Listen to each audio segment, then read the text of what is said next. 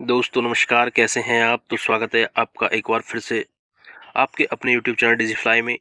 तो दोस्तों आज हम बात करेंगे अक्रिय गैसों के बारे में, जितनी महत्वपूर्ण प्रश्न हैं इनसे और मिश्र धातुएं हैं, जितने भी प्रश्न इनसे पूछे गए हैं पूर्व परीक्षाओं में। या दोस्तों आपको हम बता दें, जो आरओ एआरओ का एग्ज़ाम है हम उसके लिए तैयारी करा रहे हैं स्पेशली।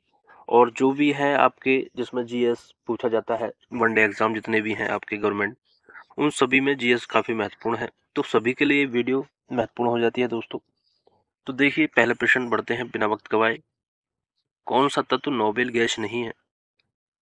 क्रिप्टन जो है आपका नोबेल गैस नहीं है। आगे बात करें, वायु भरे गुब्बारे में हीलियम को हाइड्रोजन की अपेक्षा वरीयता दी जाती है क्योंकि वायु के साथ विस्फोटक मिश्रण नहीं बनाता। वायु भरे गुब्बारे में हीलियम को हाइड्रोजन की अपेक्षा वरीयता दी जाती है क्योंकि वायु के साथ विस्फोटक मिश्रण में नहीं बनाता। चलिए आगे बात करें, वायु में नहीं पाई जाती है रेडॉन गैस। जो रेडॉन गैस है आपकी, वो वायु में नहीं पाई जाती है रेडॉन गैस। ये आपका पीसीएस प्री 2005 में पूछा गया है दोस्तों। आगे बढ़ते हैं, प्रकाशीय सजावट तथा विज्ञापन के लिए विसर्जन नलिकाओं में प्रयुक्त होने वाली गैस कौन सी है? नियोन है। प्रकाशीय सजावट तथा विज्ञापन के लिए विसर्जन नलिकाओं में प्रयुक्त होने वाली गैस नियोन है। आगे बात करें, गोताखोरों के सांस लेने संबंधी क्रिया में उपयोग की जाने वाली गैसें हैं, कौन सी हैं? एक आपकी ऑक्सीजन है तथा हीलियम है। ऑक्सीजन तथा हीलियम का मिश्रण गोताखोरों में सांस लेने संबंधी क्रिया में उपयोग में ली जाती हैं, याद रखेंगे। चलिए आगे बढ़ते हैं, मिश्र धातु एलॉयज जिसे बोलते हैं, एलॉयज इंग्लिश में। जितने भी प्रश्न बने हैं इनसे इन्हें देख लेते हैं।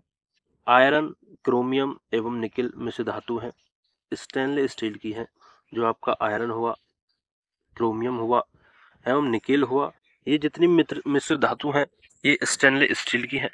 आगे बात करें पीतल के अवयव, तो कौन कौन से? जस्ता और तांबा, बार बार परीक्षाओं में पूछा जाता है। ये जो जस्ता और आपका तांबा है ये आपके पीतल के अवयव है। आगे बात करें, जर्मन सिल्वर एक मिश्र धातु है। जर्मन सिल्वर दोस्तों, तो ये आपकी कॉपर, जिंक तथा निकल का है। किसका? कॉपर, जिंक तथा निकल का मिश्रण है। तो जर्मन सिल्वर जो बनता है वो आपका कॉपर, जिंक तथा निकल के मिश्रण से प्राप्त होता है जर्मन सिल्वर। ठीक है। आगे बात करें, कांसा मिश्र धातु है। किसका? तांबे और टिन का। ये भी बहुत पूछा जाता है परीक्षा में।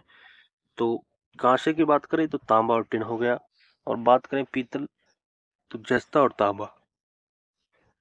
ठीक है। आगे बात करें, की मात्रता तांबे की मात्रा अधिकतम है, कांसे में होती है तांबे की मात्रा अधिकतम। बात करें पीतल, कांसे तथा जर्मन सिल्वर, इन सभी उभय घटकों के रूप में विद्यमान होता है तांबा। इसमें सभी में पाया जाता है क्या? तांबा पाया जाता है। आगे बात करें, स्टेनलेस स्टील बनाने में लोहे के साथ प्रयुक्त होने वाली महत्वपूर्ण धातु कौन सी है? आपकी क्रोमियम है।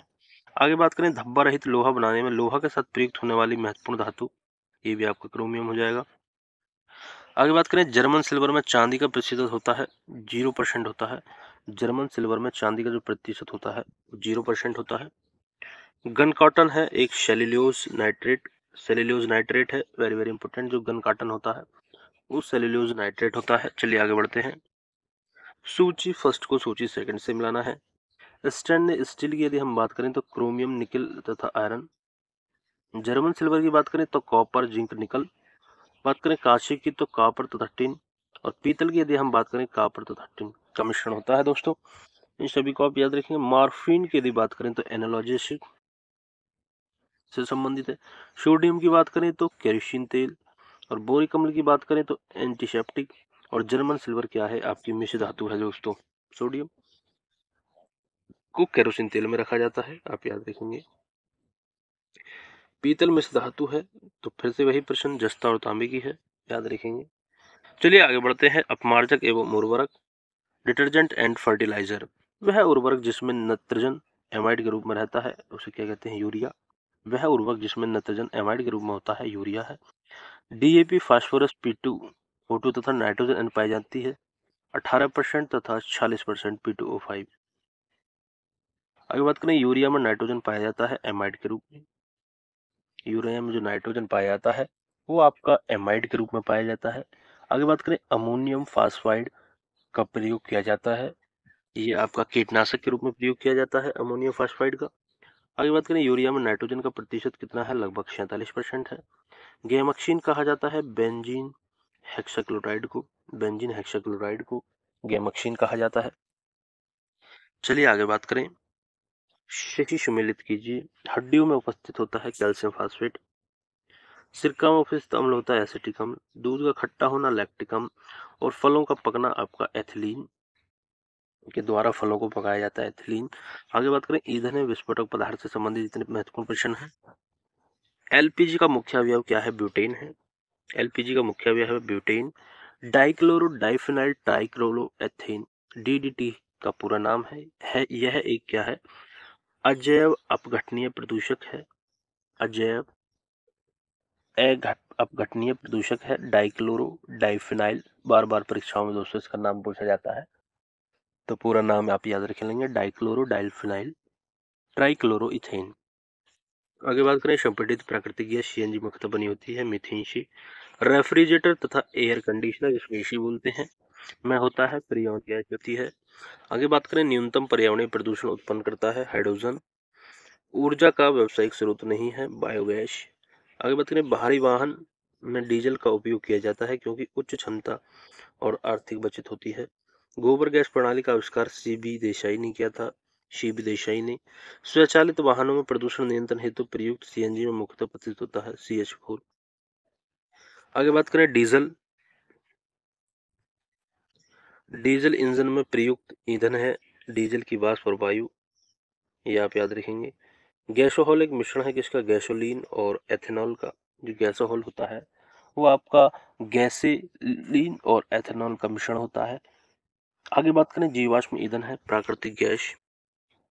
आगे बात करें ऊर्जा का वह रूप जिसमें प्रदूषण की समस्या नहीं होती, सौर ऊर्जा। ये आप वेरी वेरी इंपॉर्टेंट। आगे याद करें पेट्रोलियम परिष्करण का उत्पाद है क्या है? एस्फाल्ट। एस्फाल्ट है इसका। आगे बात करें बायोगैस संयंत्र में निष्कासित वह गैस जो ईंधन के रूप में प्रयोग में आती है उसे मेथेन बोलते हैं। एक बायोगैस संयंत्र में प्रक्रिया होती है किडमन की। सिटेन संख्या गुणता प्रांचल के रूप में प्रयुक्त होती है डीजल। सीएनजी है एक कंप्रेस्ड नेचुरल गैस। आगे बढ़ते हैं।